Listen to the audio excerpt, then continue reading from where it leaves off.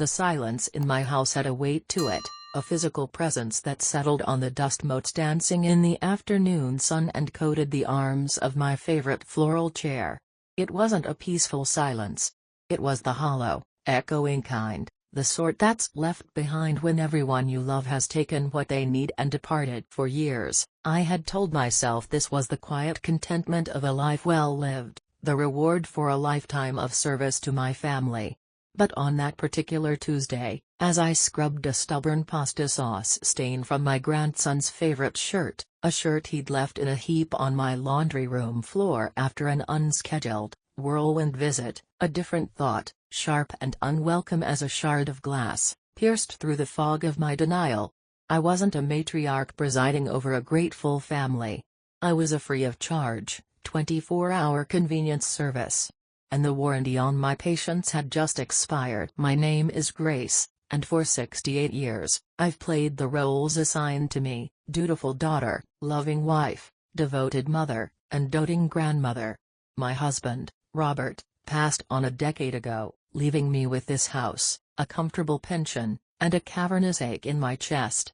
Our children, Sarah and Michael, both settled down in the same city, a fact that had once filled me with pride. "We'll all be so close," I'd beamed. And we were, geographically speaking. But proximity, I've learned, is not the same as closeness. Their lives were a whirlwind of soccer practices, mortgage payments, and corporate ladders. My life, in contrast, had slowed to a gentle, predictable rhythm.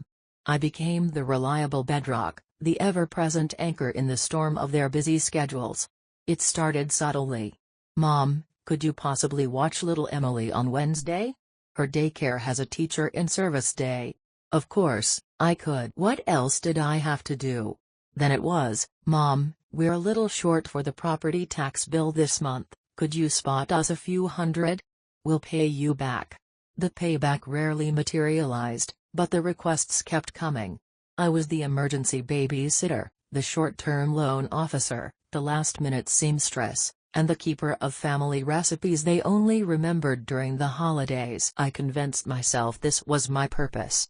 A grandmother's love is meant to be a boundless, unconditional thing, isn't it? A soft place for the world-weary to land. So I gave. I gave my time, my energy, my money, and the last of my good linens. In return, I received hurried thank yous and promises of a proper visit soon. These proper visits were always a mirage on the horizon. The true nature of our dynamic, however, wasn't revealed in what they asked for, but in what they neglected to offer. Last month, Sarah's family threw a big backyard barbecue for my son-in-law Tom's promotion. I only found out because I saw the pictures on social media a week later, my grandchildren grinning with ketchup-smeared faces, my daughter raising a glass of champagne. A whole world of celebration I wasn't invited to. When I gently inquired, Sarah had been flustered. "Oh, Mom, it was just a last-minute thing. So hectic, you know how it is.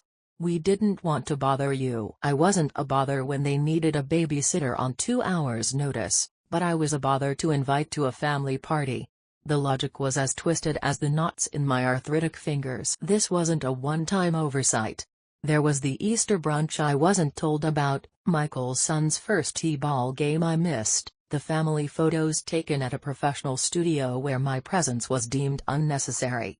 I was the behind-the-scenes crew, essential for the production but never meant to appear on stage. I was the silent support, holding up the entire structure from beneath, hidden in the dark. And so, on that Tuesday, with my hands deep in soapy water, scrubbing a stain left by a grandson who hadn't even given me a proper hug goodbye, the resentment began to bubble.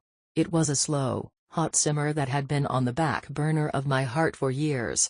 They took my support for granted, my presence as a given, my resources as an extension of their own.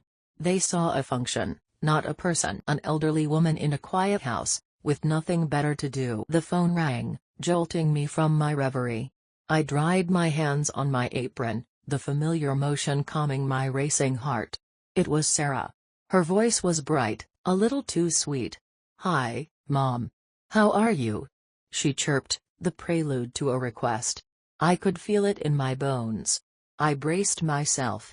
"Listen," she said, getting straight to the point, "we've got a bit of a crisis. Emily's school play is Friday night, and both Tom and I have to work late for this huge deadline. There's absolutely no one else. Could you possibly pick her up from school, give her dinner, and take her to the play? You'd be a lifesaver." I looked around my quiet, empty house. The silence pressed in. I was their last resort, their only option. The lifesaver for a life I was never fully invited to be a part of. And as I held the phone, a strange, new word formed in my mind, a word I hadn't dared to think in decades. The word was no. But would I have the strength to say it? The day dawned bright and clear, the kind of crisp autumn morning that usually filled me with a quiet joy. But this was not a usual day. It was my 69th birthday, and the silence in the house felt different. It was no longer just the absence of sound, it was the presence of an answer. A profound, unassailable neglect. I'd woken up with a foolish flicker of hope, the ghost of birthdays past where the phone would ring early with a chorus of happy wishes. By 10 a.m., that flicker had died, leaving behind a cold, gray ash. I made myself a pot of tea, the good Earl Grey I saved for special occasions, and sat in my armchair by the window. I watched a cardinal, a brilliant slash of red, land on the bird feeder I diligently filled each morning. The small creature took what it needed and flew away. A bitter smile touched my lips. It seemed to be the theme of my life. I had always been the feeder, and they, the birds, taking their fill before disappearing back into the vastness of their own sky. I thought back to their birthdays. For Sarah and Michael, I'd spent weeks planning parties, baking multi-layered cakes from scratch, and sourcing the perfect, wished-for gifts. For my grandchildren, I was the one who remembered their ever-changing obsessions. One year it was dinosaurs, the next it was galactic superheroes. I'd spent hours on my knees, piecing together intricate Lego castles and dollhouses. I had never forgotten. Not once.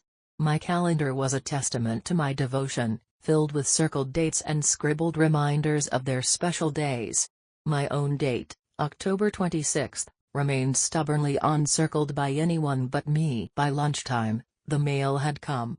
I walked to the box with a sliver of anticipation I couldn't quite extinguish. Perhaps a card. A simple, store-bought card with a pre-written sentiment would have felt like a treasure. I sifted through the envelopes, a bill for the utilities, a flyer for a local pizzeria, a catalog for orthopedic shoes. Nothing. Not even a hastily scrawled note. The walk back to the house felt 10 times longer. Each step was heavy with a weight of being utterly and completely forgotten. I ate a solitary lunch, a sandwich with the crusts cut off, a habit from my children's youth that I'd never broken.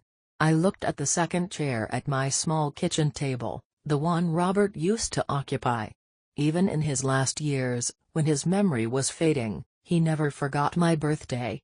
He'd pick a single, slightly wilted rose from the garden and present it to me with a flourish, his eyes twinkling. "For my queen," he'd say.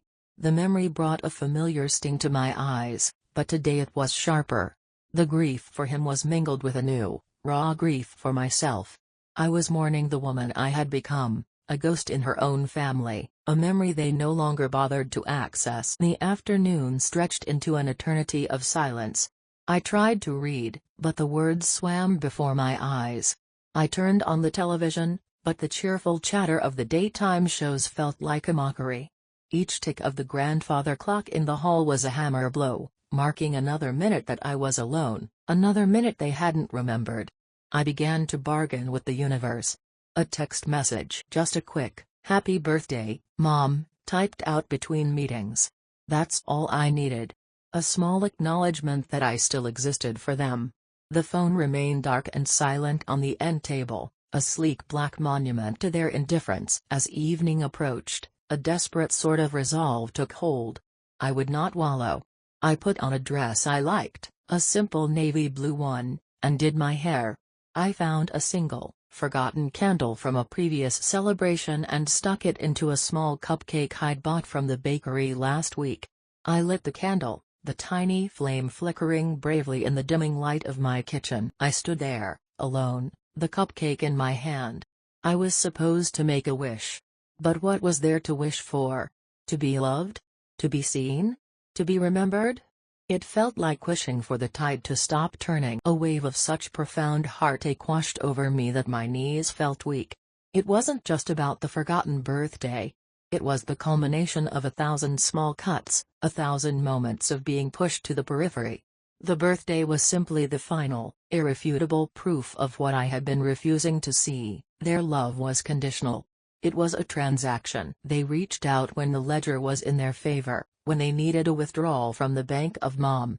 But they never made any deposits. There was no reciprocity, no genuine affection fueling the connection. It was a one-way street, and I was at a dead end. I blew out the candle. The smoke curled upwards, thin and gray, and disappeared into the shadows. I didn't eat the cupcake. My appetite was gone, replaced by a cold, hard certainty in the pit of my stomach. The love I had craved, the recognition I had worked my entire life for, was not coming.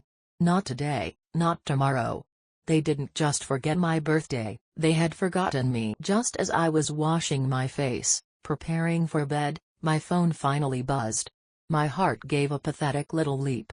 It was a text from Michael. My fingers trembled as I opened it. It read, "Hey Mom. Hope you're well. Quick question, we're having dinner at the Olive Branch tomorrow night to discuss the plans for the family vacation. Sarah and I figured it would be easier to coordinate the fund everyone is chipping in with. Can you make it around 7? There it was. The summons. Not a mention of my birthday.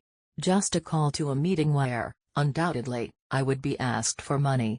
And for a vacation I knew, with sickening certainty, I would not be invited on.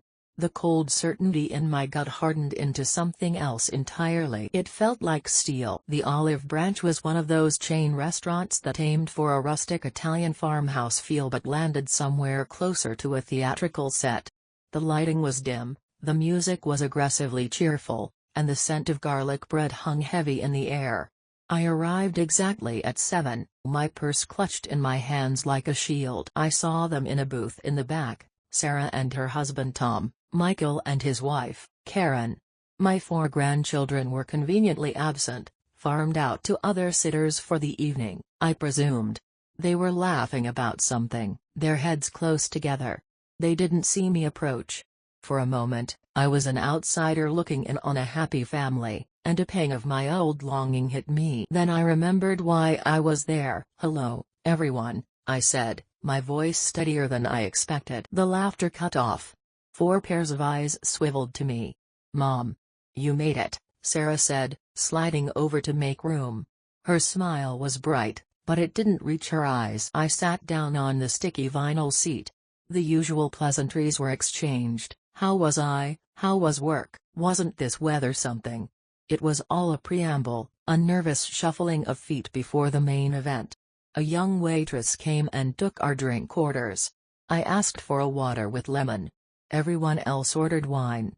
They needed the fortification. So, Michael began, steepling his fingers on the table after the waitress left. He always was the more direct one. "We wanted to get together to talk about the summer trip." "The cruise to the Caribbean," Sarah chimed in, her eyes gleaming. "We found an amazing deal, all-inclusive. It's for 10 days in July. It'll be so great for the kids." I nodded slowly, taking a sip of my water. The lemon was sharp on my tongue. "It sounds lovely." "It is," Tom, my son-in-law, said, leaning forward. "But these things aren't cheap, you know. Especially for 2 families. So we were thinking, if everyone chips in, we can make it happen without taking too big of a hit." This was it. The moment of truth. I could feel my heart starting to pound, a frantic drum against my ribs. The old Grace, the accommodating, people-pleasing Grace, was screaming at me to just smile and ask, "How much do you need?" She was a comfortable habit, that Grace. Saying yes was easy. It avoided conflict. It maintained the fragile peace. But the woman who had stood alone in her kitchen with an unlit birthday candle was there, too. She was new, and she was angry, and her voice was quiet but firm. She was tired of paying for a ticket to a show she was never allowed to see. "We've worked out a budget," Michael continued, pulling a piece of paper from his jacket pocket. He had a spreadsheet. Of course, he did. "We figured if each family unit contributes, it becomes manageable. And since you're, a family unit of one." He trailed off, looking at me expectantly. "You want me to contribute money for this vacation," I stated. It wasn't a question. "Well, yeah," Sarah said with a little laugh, as if the answer was obvious. "You're part of the family. We're all in this together." Am I? The question echoed in the silent space of my mind. Was I part of the family at Tom's barbecue? Was I part of the family on my birthday? I took a deep breath, the stale, garlicky air filling my lungs. I looked at each of them, one by one. I saw my son, so handsome and confident, but with a blindness I had helped create. I saw my daughter, whose sweetness was a veneer over a core of casual selfishness. I saw their spouses, partners in this unspoken arrangement. They weren't bad people. They were just careless. They had learned, over decades, that I was a resource with no limits and no needs of my own. And I had been their most dedicated teacher. "No," I said. The word fell into the center of the table with the force of a dropped stone. Silence descended, thick and immediate. Michael's spreadsheet hand froze midair. Sarah's smile evaporated. "What?" Michael said, blinking as if he'd misheard. "No," I repeated, my voice gaining strength. "I will not be contributing money to your vacation fund." Karen, Michael's wife, gave a nervous titter. "Oh, Grace, don't be like that. We know you're on a fixed income, but every little bit helps." "This isn't about a fixed income," I said, my gaze unwavering. "This is about the fact that I am being asked to financially support a trip that I was never invited to be a part of. You are asking for my money, but not my company." Sarah's face flushed to deep, blotchy red. "Mom, that's not fair. It's a trip for us and the kids. It's complicated with me?" I finished for her. "An old woman who might slow you down? An extra person to keep track of?" "We just didn't want to bother you," she insisted, her voice rising. It was her go-to excuse, the all-purpose bandage for her neglect. "You bother me when you need a babysitter. You bother me when you need a loan. You bother me when you need a problem solved. But for a celebration? For a vacation? For a birthday? Then you don't want to bother me." Each word was deliberate, a carefully placed stone building a wall they had never seen before. A tense, uncomfortable silence crackled between us. Tom cleared his throat. "Now, Grace, let's not get emotional. We're family." "That is precisely why we should be having this conversation," I countered, my voice low and even. The initial terror had vanished, replaced by a strange, exhilarating calm. It was the calm of a dam that has finally broken. For years, I have given everything that has been asked of me, and more. I did it out of love. But I've come to realize that the arrangement has become unbalanced. It's been all take and no give. And I am done. I will no longer be your emergency fund or your on-call service. My support, from this day forward, will be reciprocated. My love will not be a doormat." They stared at me, their faces a mixture of shock, confusion, and burgeoning anger. I had shattered the unwritten contract that had governed our lives for 30 years. I had stopped playing my part. I was no longer the silent, ever-giving mother. I was a stranger at their table, speaking a language they didn't understand. The air was thick with unspoken accusations, with the wreckage of their expectations. And in the midst of their stunned silence, for the first time in a very long time, I felt a profound sense of relief. The real storm, I knew, was yet to come. The drive home from the restaurant was surreal. The familiar streets of my neighborhood looked alien, as if I were seeing them through a new prescription.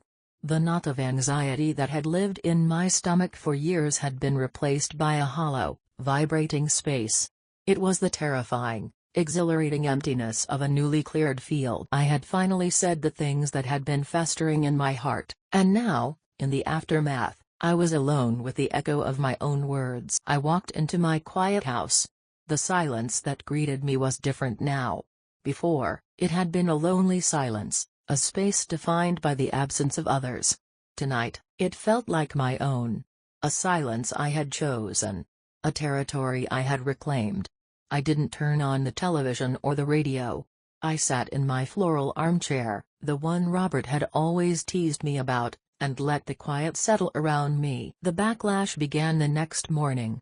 It wasn't a loud, confrontational storm, but a cold, deliberate freeze-out. My daily morning call with Sarah didn't happen. My text to Michael asking about his son's soccer game went unanswered. It was a coordinated, punitive silence, designed to make me feel the chill of my transgression. They were punishing me for refusing to be used. The irony was so bitter it almost made me laugh. They were punishing me with the very thing I had suffered from for years, neglect. Only this time, it was an active weapon, not a passive oversight. Days bled into a week. The silence from their end was absolute. At first, a desperate pang of regret would hit me at odd moments. When I saw a mother and daughter laughing together in the grocery store. When I baked a batch of oatmeal cookies out of habit and realized there was no one to call to come pick them up. The old Grace would whisper insidious questions in my ear. Was it worth it? You've lost your family. You're all alone now. But as the days passed, a different feeling began to emerge, pushing through the guilt like a stubborn seedling through concrete. It was clarity. With the constant noise of their needs and expectations silenced, I could finally hear myself think. I began to look back, not with the rosy filter of maternal nostalgia, but with the sharp, unforgiving lens of truth. I saw myself, a younger woman, canceling plans with a friend because Michael had a sudden fever.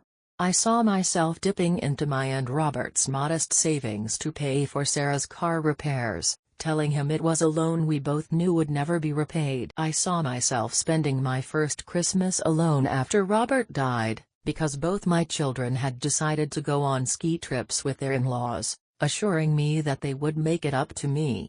They never did. I had been so busy being their mother, their safety net, that I had completely forgotten to be a person. My identity had been whittled down to a single function: giver. The decades of self-sacrifice hadn't earned me respect, they had earned me a permanent spot in the background of their lives. My constant availability had made me invisible. My unconditional giving had devalued the gift. There was a deep, aching sadness in this realization. A grief for the years I had lost, for the relationships I had imagined were built on love but were, in reality, built on my utility.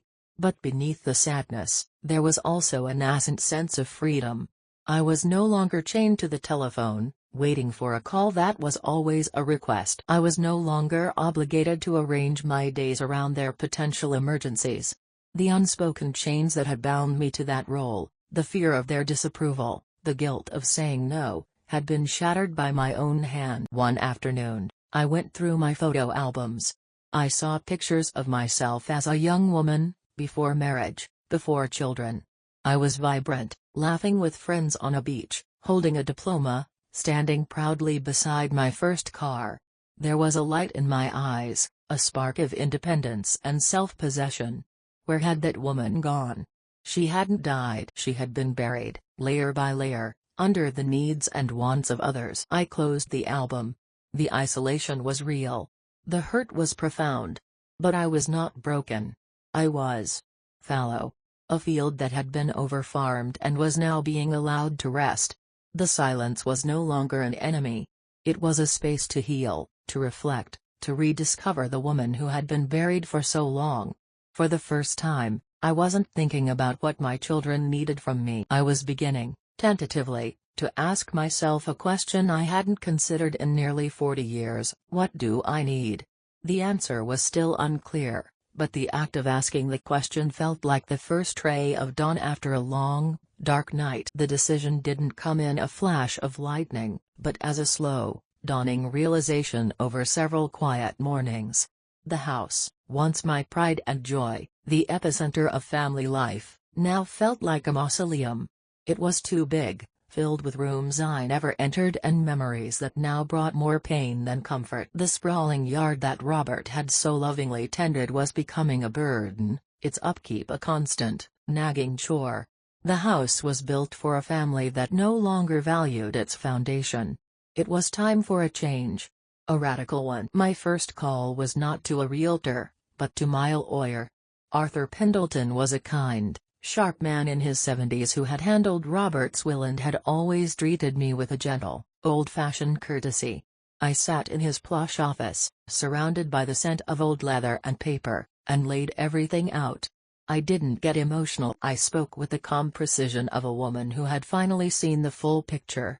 I told him about the dinner, the vacation fund, the years of one-sided giving, and the subsequent, deafening silence. He listened patiently, his fingertips steepled, his gaze never leaving my face. He didn't interrupt. When I finished, he was quiet for a long moment. "Grace," he said finally, his voice soft. "In my line of work, I've learned that wills and testaments are often the final, truest conversation a person has with their family. It's where you state, unequivocally, what and who you valued." His words resonated deep within me. For years, my will had been simple. Everything was to be split 50-50 between Sarah and Michael. It was the standard, expected thing to do. But was it the truest conversation I wanted to have? Did it reflect the reality of my life, of their behavior? No. It was a continuation of the same old story, a final reward for years of neglect. "I want to change it, Arthur," I said, the words feeling solid and real as I spoke them. "I want to change everything." Over the next week, we worked together. We restructured my entire estate. A significant portion was placed into a trust, to be directly distributed to my 4 grandchildren for their education or a down payment on a home when they turned 25. I loved them, and their parents' behavior wasn't their fault. This was a way to provide for them directly, a final gift from their grandmother that couldn't be absorbed into a general family fund for a cruise. I then added a few other beneficiaries, a small, local animal shelter I'd always admired, and the daughter of an old friend who had been more of a child to me in recent years, always calling to check in, always remembering my birthday. And my own children? I left them each a token amount. Enough that they could not legally contest the will on the grounds of being forgotten, but small enough that the message was unmistakable. The sum was accompanied by a letter, to be opened only upon my death, explaining my decision, not with anger, but with a sad, simple honesty. It was my final conversation. The second part of my plan was the house. I found a real estate agent, a brisk, efficient woman named Brenda who saw the good bones of the place immediately. As we walked through the rooms, I felt a strange detachment. I was no longer seeing it as my home, but as a property, an asset. An asset I was liquidating to fund my own future. While the for sale sign was being hammered into my front lawn, I was looking at apartments. I didn't want another quiet house in another sleepy suburb. I wanted life. I found a place in a newer building downtown, a 55-plus active living community. The term sounded sterile, but the reality was anything but. It was a vibrant building with a communal garden, a library, a small gym, and a calendar full of activities. My apartment was on the 7th floor, smaller than my current house, of course, but it had a balcony with a stunning view of the city skyline. It was manageable, secure, and blessedly free of ghosts. Signing the lease and the listing agreement for the house on the same day was one of the most empowering acts of my life. I was taking the physical and financial structures I had built for my family's comfort and repurposing them for my own. I was dismantling the stage on which I had played the role of the self-sacrificing matriarch. The news, I knew, would eventually reach Sarah and Michael. The for sale sign was a public declaration. They would find out, and they would likely be furious. They would see it as a betrayal, a reckless dismantling of their inheritance and their safety net. Let them. My decisions were no longer about managing their feelings or appeasing their expectations. That evening, in my cavernous, soon-to-be former living room, I felt a lightness I hadn't experienced in years. I was untethered, and it was terrifying. But it was also the purest form of freedom. I was no longer Grace, the mother of Sarah and Michael, the on-call grandmother. I was just Grace. And for the first time, I was looking forward to finding out who that woman was going to be. I was taking control, not just of my finances, but of my narrative. And the next chapter, I decided, would be written entirely by me. For me, moving was a catharsis. Every object I packed or discarded was a decision, a small act of curating my future. I let go of so much more than just furniture. I donated the box of my children's old school trophies, the sets of good china we never used, the bulky armchair that held the imprint of 1,000 lonely evenings. I was shedding the physical weight of my old life, and with it, an emotional burden I hadn't realized I was carrying. My new apartment, though smaller, felt expansive. It was a blank canvas. The first few weeks were a study in quiet rediscovery. I woke up not to the pressure of an unstated obligation, but to the gentle light pouring in from my balcony. I drank my coffee and watched the city come to life below. There were no urgent, one-sided phone calls to anticipate, no laundry to be done for anyone but myself, no meals to plan around someone else's schedule. The time was entirely my own, a vast, unstructured expanse that was initially daunting, but quickly became a luxury. I started small. The building had a rooftop garden, a collection of raised beds managed by the residents. I'd always had a knack for growing tomatoes, a skill I'd used to keep my family's pantries stocked. Now, I claimed a small plot for myself. I dug my hands into the rich soil, feeling the texture, the coolness. I planted cherry tomatoes, fragrant basil, and a row of cheerful marigolds just because I liked their sunny color. Tending to that small patch of earth became a morning ritual, a grounding practice. I wasn't growing these things for anyone else. They were for my own enjoyment, for the simple pleasure of watching something flourish under my care. One Tuesday, I saw a flyer in the elevator for a watercolor painting class held in the community's art room. The old Grace would have dismissed the idea instantly. I'm not an artist. I'll be terrible. People will judge me. The new Grace felt a flicker of curiosity.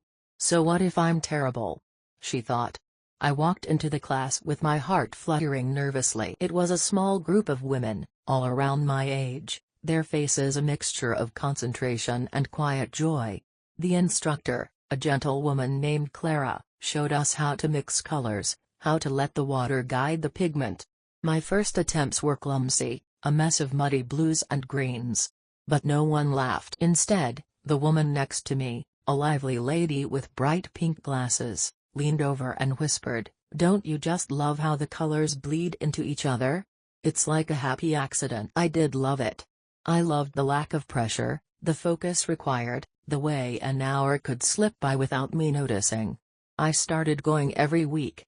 I wasn't creating masterpieces, but I was creating something. For the first time in decades, I was engaged in an act of pure, joyful, purposeless creation. My worth in that room wasn't tied to what I could do for others. It was tied to the simple act of showing up and trying. I made friends. There was Eleanor, the woman with the pink glasses from art class. There was Sam, a retired history professor who led a walking club and could tell you the story behind every old building in the city. There was Maria from the apartment down the hall, who brought me a slice of her famous lemon meringue pie as a welcome gift. Our conversations weren't about our children's latest dramas or our grandchildren's accomplishments. We talked about books, politics, the best place to get coffee, our past travels, our future hopes. They saw me, Grace. Not a mother, not a grandmother, but a peer. A person with her own history and her own thoughts. The validation I had so desperately craved from my family, I was now finding in the casual, easy acceptance of these new acquaintances. My self-worth was slowly uncoupling itself from my family's approval. It was no longer a fragile thing, dependent on a phone call or an invitation. It was becoming an internal resource, nurtured by my own actions, by my newfound hobbies, and by the simple, profound pleasure of being seen for who I was. One afternoon, while sitting on my balcony sketching the skyline, a lopsided, amateurish sketch that made me smile, I had a moment of startling realization. I was happy. It wasn't a loud, euphoric happiness, but a deep, steady contentment that hummed just beneath the surface of my days. It was a happiness born of independence, self-love, and the quiet dignity of a life lived on one's own terms. I had spent so long believing my happiness was contingent on my family's love and recognition. I was now discovering that true contentment was something I had to build for myself, from the inside out. The sale of my old house had closed last week. The funds were secure in my own bank account. The last tie to my old life was severed. And I felt nothing but a profound, liberating peace. I had been in my new apartment for about 3 months when the past walked into a local cafe and sat down 2 tables away from me. I was enjoying a latte and a new mystery novel, a simple pleasure that had become one of my favorite weekly routines. I glanced up, and my eyes met a pair of familiar, intelligent blue ones. The woman had stylish silver hair cut in a sharp bob and was wearing a chic silk scarf. My breath caught in my throat.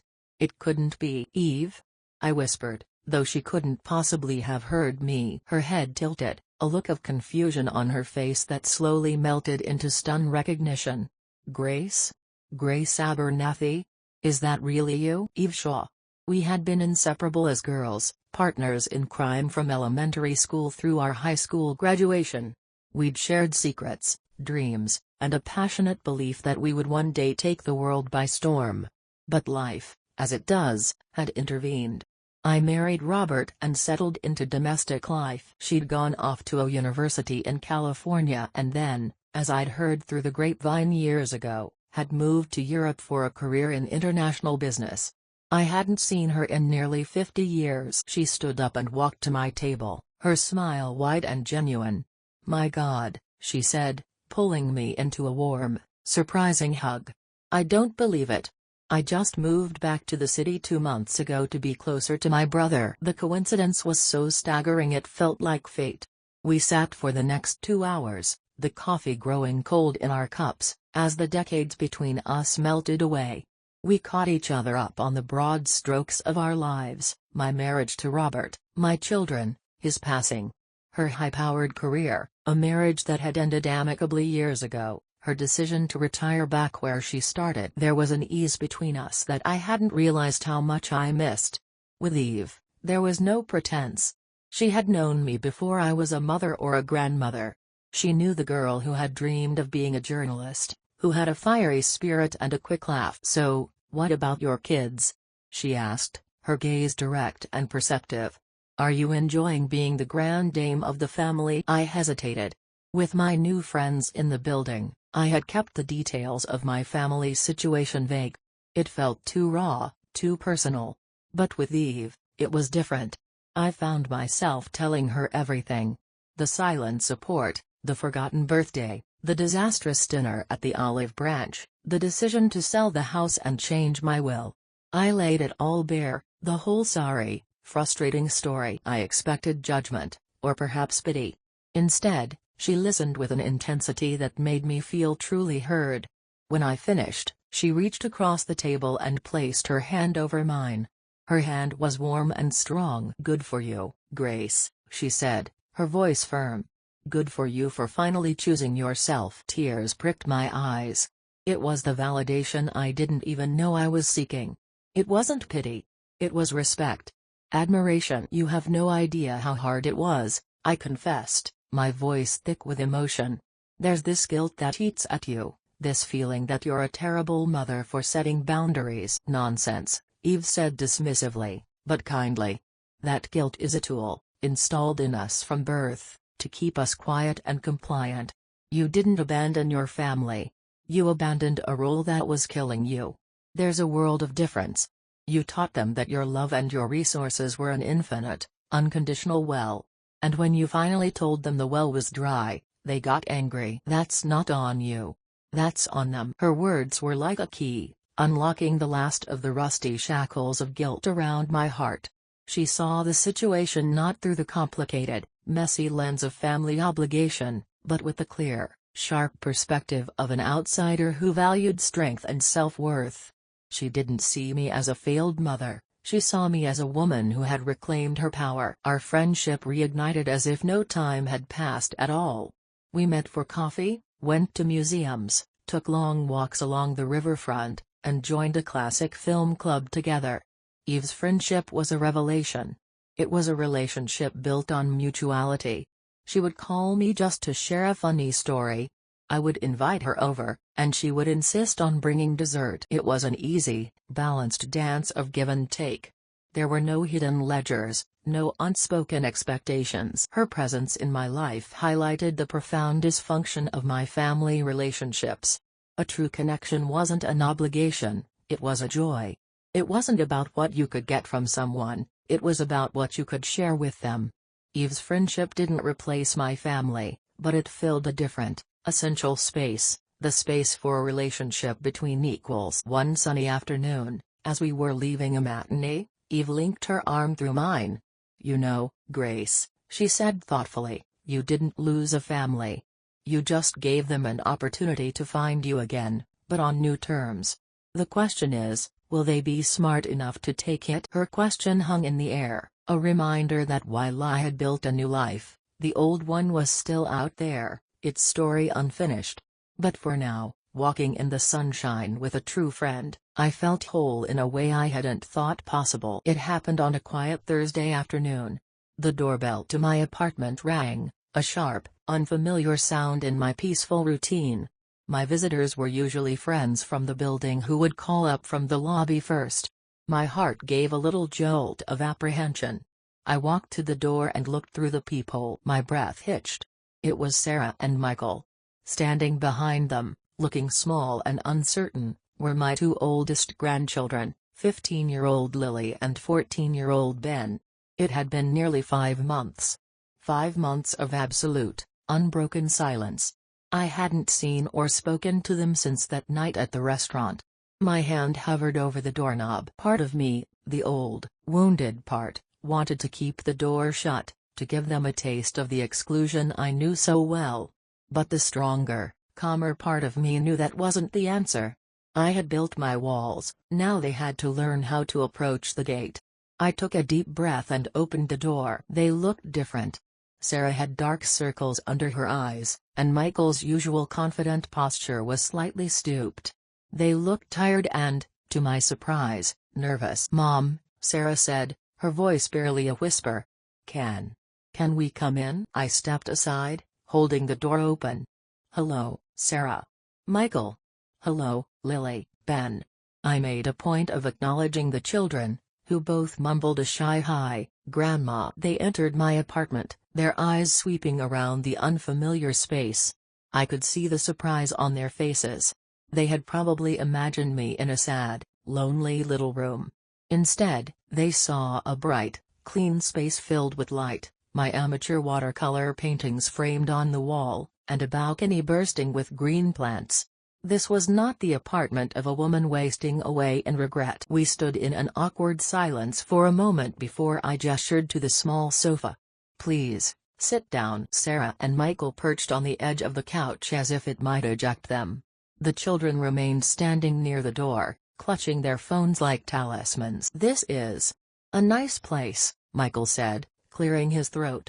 It was an awkward olive branch. "I like it very much," I replied calmly. "It suits me." More silence. I refused to fill it. This was their visit. They had come here for a reason, and it was up to them to state it. The power dynamic had irrevocably shifted, and they were feeling it. Finally, Sarah spoke, her eyes fixed on a spot on my rug. "We were surprised to see the for sale sign on the house." "I imagine you were," I said, my tone neutral. "You sold it," Michael stated, a hint of the old accusation in his voice. "You sold our family home." "No, Michael," I corrected him gently but firmly. "I sold my house. The house your father and I worked very hard to buy and maintain. The house that had become too large and too much for me to manage on my own. It was my asset, and I made a decision that was in my own best interest." Sarah finally looked up at me, her eyes glistening with unshed tears. "Mom, we've been so worried. We thought. Why didn't you tell us?" The dam of my composure almost broke. The sheer audacity of that question. "Worried?" I asked, my voice dangerously quiet. "You were worried? For 5 months, I heard nothing from either of you. Not a phone call, not a text message. You didn't call when you saw the sign go up. You didn't call when the sale closed. You let weeks go by. That's not worry, Sarah. That's a tactic. You were waiting for me to break.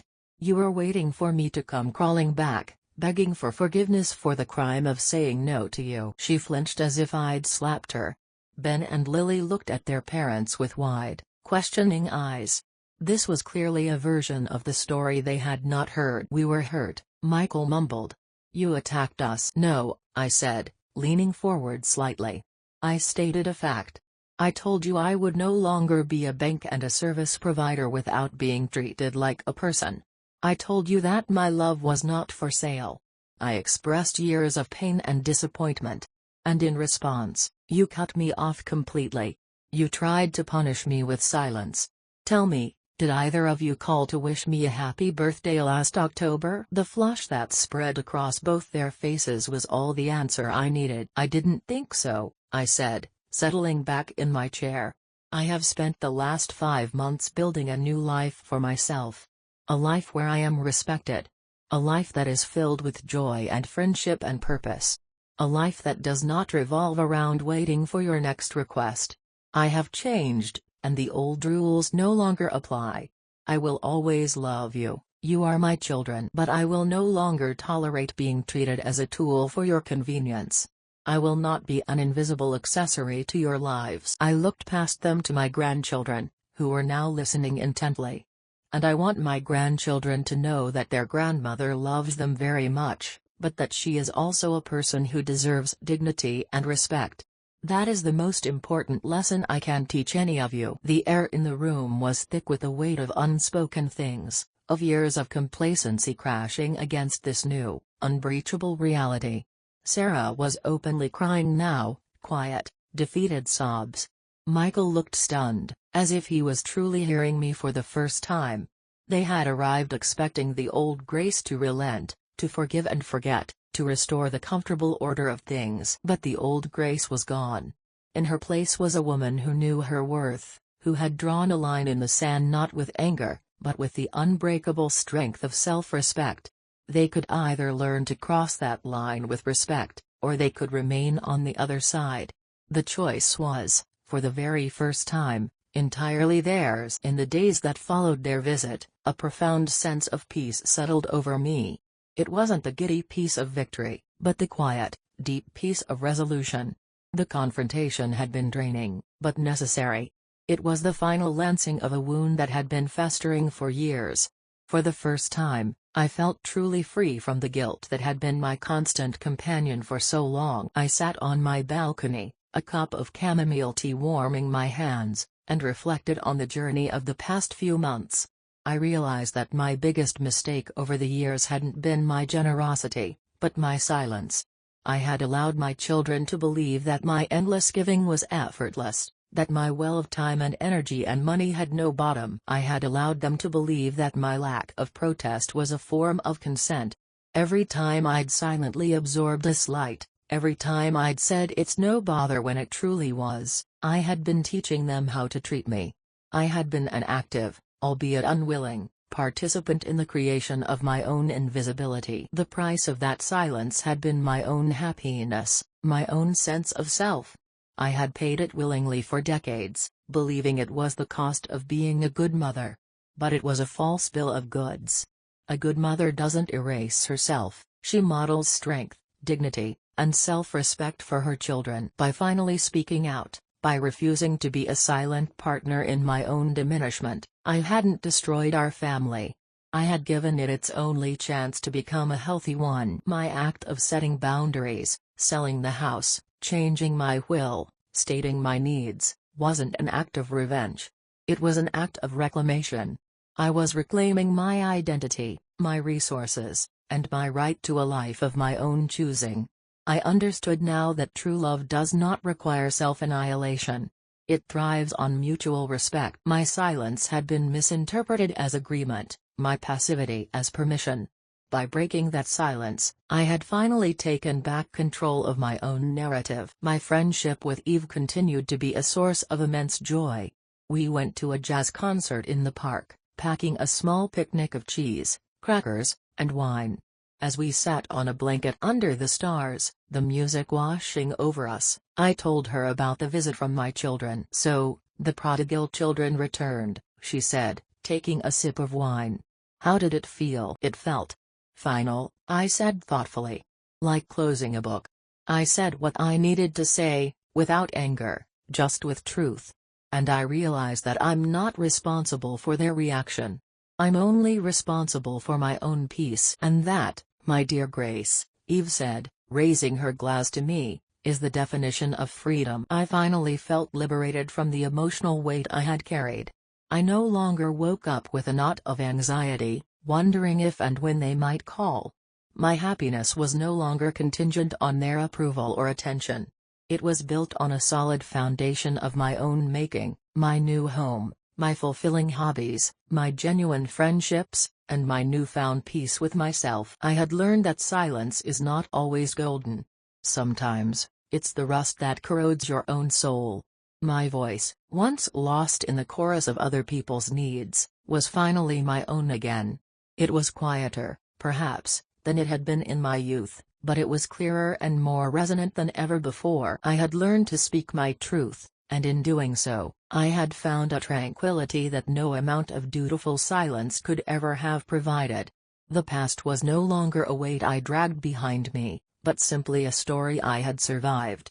And the future was a beautiful, unwritten page. A week after the tense visit, on a bright Saturday morning, my doorbell rang again. This time, when I looked through the peephole, I saw only Lily and Ben. They were alone, and in Ben's hands was a small, slightly lopsided bouquet of daisies from a grocery store. My heart softened. I opened the door. "Hi, Grandma," Lily said, her voice small.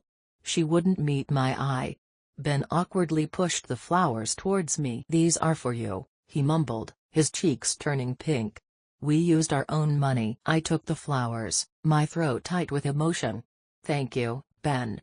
"Thank you, Lily. They're beautiful. Please, come in." They stepped inside, looking just as nervous as their parents had, but without the defensive edge. I put the daisies in a small vase of water and placed them on the coffee table.